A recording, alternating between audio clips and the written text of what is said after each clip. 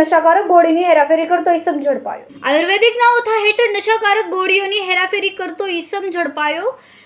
66,560 ગોળીઓ એસઓજી દ્વારા જપ્ત કરવામાં આવી, જેની કિંમત ₹6,65,600 થાય છે।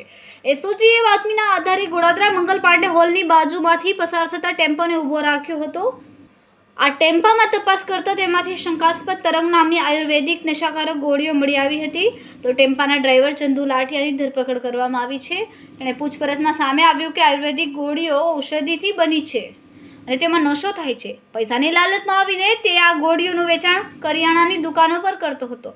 તો આ બાબતે ગોળાદરા પોલીસે જાણવા જોગ દાખલ કરી વધુ તપાસ હાથ ધરી। કેમેરામેન સેનિલ વિરાણી સાથે વિશાલ છેઠા, માનવ Prabha news, Surat.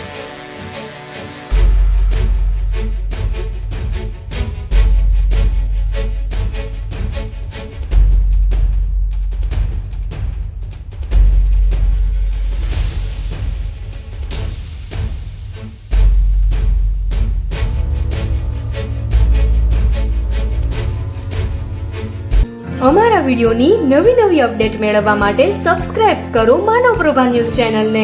Bell icon click કરો લેટેસ્ટ વિડિયો સૌથી પહેલા મેળવવા માટે।